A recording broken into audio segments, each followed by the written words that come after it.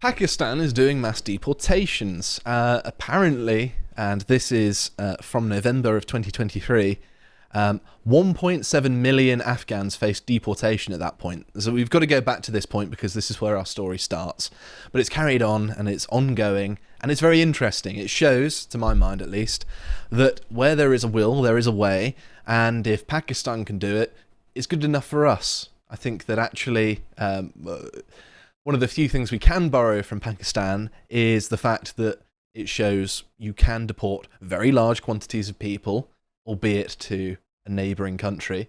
In fact, Samson, I meant to put in a map of Pakistan and Afghanistan. So basically, the Afghans in particular had been causing problems, and in capitals as well. Lovely. Shout it to the rooftops. Cheers. And so, as you can see, they're not too far apart from one another, so logistically speaking, it's probably easier than deporting people from Britain to Pakistan, for example, because they share a land border, a pretty sizable one, albeit a very deserty one. And it's still a useful example. So the story starts when Pakistan announced that undocumented foreigners residing in the country must leave by the 1st of November 2023 or face deportation. Well, believe it or not, most of them stayed, and most of them faced deportation. So apparently, about 3 million could end up being deported from this November cutoff into some point in the future. And apparently, 1/3 of the 4.4 million Afghans living in Pakistan at the time were undocumented, so illegals. So that's a pretty sizable number. And the reason that they started these deportations is that out of the self-deletion bomb attacks, that's YouTube friendly, right? They say Muslim words and then they go boom. You get the gist, right? 14 out of the 24 of those were carried out by Afghans, which, you know, you don't have to be a genius to know that they're massively overrepresented there. So they issued this ultimatum in October after all these terror attacks, and they said, listen, you're a danger to our country, we want to get rid of you, which if you can see the parallels to lots of European countries, there are some. And so the government ordered 1.73 million undocumented Afghans to basically leave the country. And then in the 3 months following the deadline, over 500,000 had already been deported. So that is 500,000 in 3 months. That's pretty good. I'll be happy with those numbers, I think, in Britain. So it's worth mentioning as well. Well, hang on a minute. How come all the human rights lawyers didn't stop them? And thankfully, Kunli Drukbar has an answer to this. Apparently, Pakistan's cousin Amir, who works in the Human Rights Office at the UN, arranged an Ignore Human Rights pass, which allowed Pakistan to do this. Can you sort me out? Can we get one of them passes? I've always said I've needed a pass. That makes it sound like I'm trans now. I'm not. And Carl has always refused to give you his. That's true. He's very stingy handing out those, isn't he? Yeah. Him and Calvin get them, but no, the Lotus staff can't get them, can they? God. Well, I'm getting there. I get more of a tan. Maybe I can. You're looking particularly swarthy today. I've caught the sun. Yeah, likely story. Harry, I came over on a rubber dinghy. All this time. I knew it. You are Italian. Perfect cover. That's why I never turn up on time. So this, I can't remember what it was, but this is from, I think, where is it? Yes. I forgot where I was in my segment. I got thrown off by the meme. But I've included this for some reason. Oh yes, there was an emergency response. Yes, I remember why. Because it has the total return figure here. So they've got over 750,000 returned as of this is from 15th of September 2023 to January of 2025. So that's almost 1 million people. Okay, it slowed down a little bit from the first 3 months, but they're ramping it up again, and some of the numbers are unprecedented.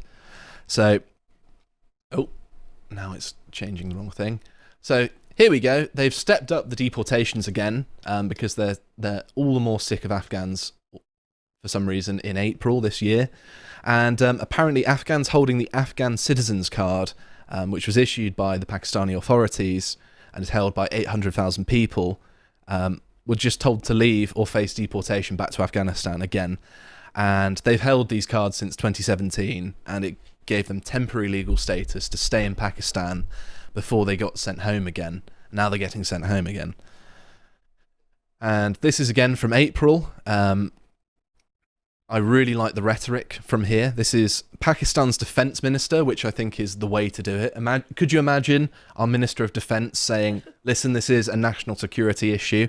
And he said, critics of deportations are undermining Pakistan's national interest. I like that. That's a good turn of phrase. Those who disrespect our flag and disregard our country do not deserve to stay here. Could you imagine what people would say if, America or Britain or another European country said this? They'd be like, oh, it's fascism. They're being so racist. Oh, Europe's become dark again. Well, it's becoming darker.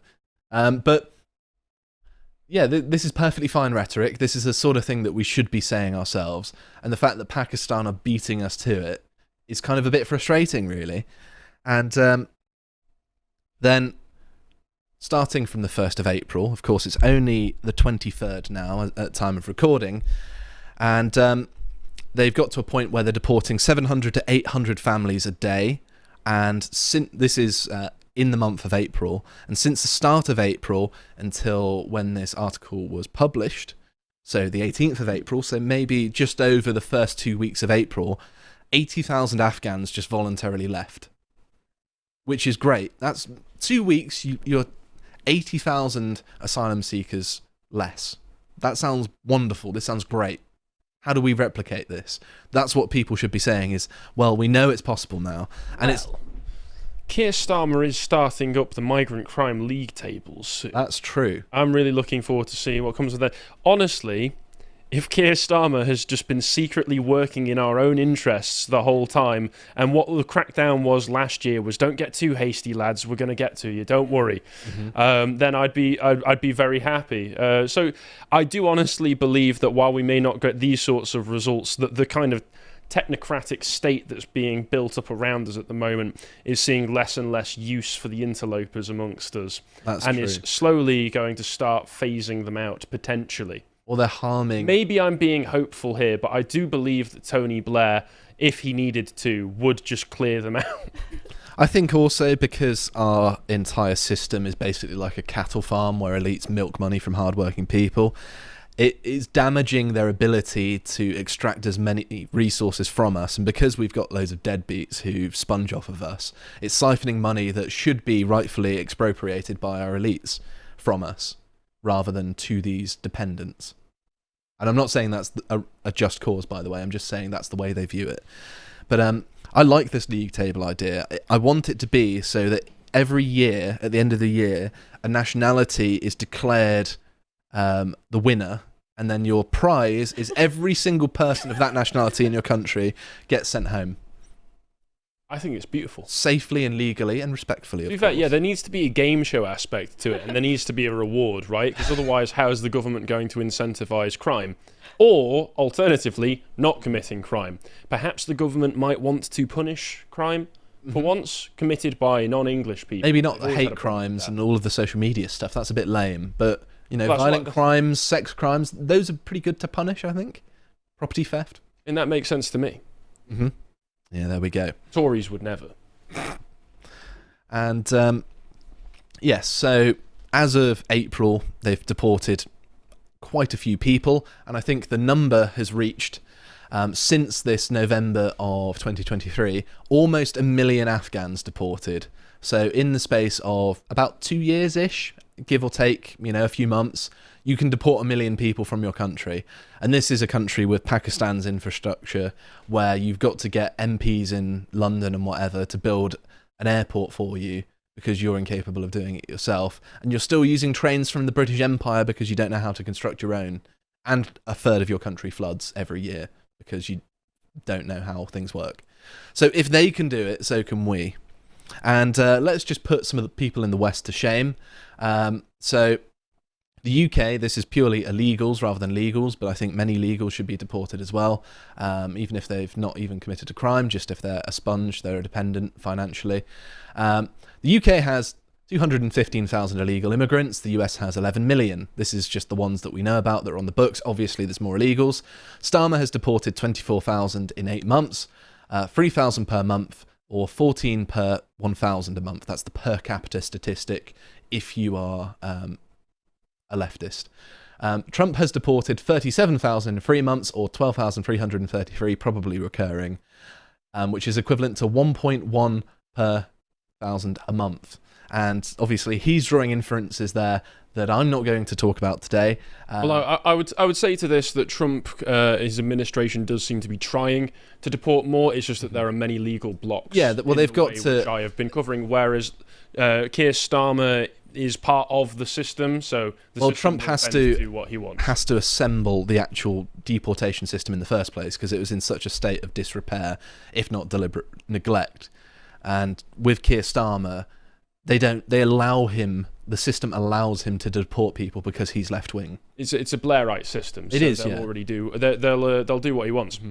So yes, Starmer, according to Academic Agent, is deporting 14 times the rate of Trump, and I don't think this is as much of an L for Trump because he's just getting going. But it's still food for thought. It's still interesting. But these numbers are still not on Pakistan's level. So Pakistan number 1. Indians seething in the comments. I already get enough hate from people from India already, so let's just make it worse. Kashmir belongs to Pakistan. Just throwing that in there. I don't believe it. I just want to annoy you. And it's also worth mentioning as well, people in the West, like Nigel Farage, supposedly darling of the right wing, says it's a political impossibility to do what Pakistan has done politically here and deported nearly 1 million people. And even human rights groups, which are lame and gay, like Amnesty International, are whinging about it, saying, meet free Afghans at risk of deportation from Pakistan. Isn't it terrible? Oh, they're sending them to Afghanistan, the country where they lived and grew up. Literally and have family. Door. Yeah, from one Muslim country to another. It's terrible. How awful. They're fleeing persecution. It's like, well, maybe they should have fought harder. Maybe they should have actually, if they didn't want the Taliban, maybe they shouldn't have folded and behaved like cowards and incompetents militarily. I don't actually have much sympathy for people fleeing war, because if your men can't fight, then you've failed as a civilization. I feel the same about Britain. I think we're pretty pathetic at the minute. So I don't have a double standard here. But I think that people give so much sympathy to people. No, you should stand and fight for your country. If you flee, you're a coward. That's I don't have sympathy for these sorts of people. Stand and fight. Do something if you care about your country. Josh coming out for a Stalinist frontline policy. Send in the women and children first. Oh, God. That's a joke, by the way, if you're watching Hope Not Hate. And yes, the Afghanis basically said, this is disappointing, but there's nothing we can do to stop it. It's funny as well, they don't adhere to all the nonsense. But you can see, just from this diplomatic picture, 2 different ethnic groups here, obviously. I think that's important as well. Harry's nodding, he recognises it. They're very different looking people, and that matters to people. They are. That one of them's pretty different looking, I'll say that. And that matters. What's he hiding under that headscarf? Is Voldemort. That his head? Is that the shape of his head? It's not bunched up. No. And then finally, I wanted to end on this. This is some annoying rights whinging, saying rights groups warn that many returnees face severe risks in Taliban-controlled Afghanistan, including persecution, violence, and economic hardship. I always find that one funny. Can I claim asylum then? Because I'm facing economic hardship. I don't even own a house. I bet loads of people in Taliban-controlled Afghanistan at least own their own house. Vulnerable individuals such as women, journalists, human rights defenders, and former government officials are particularly at risk.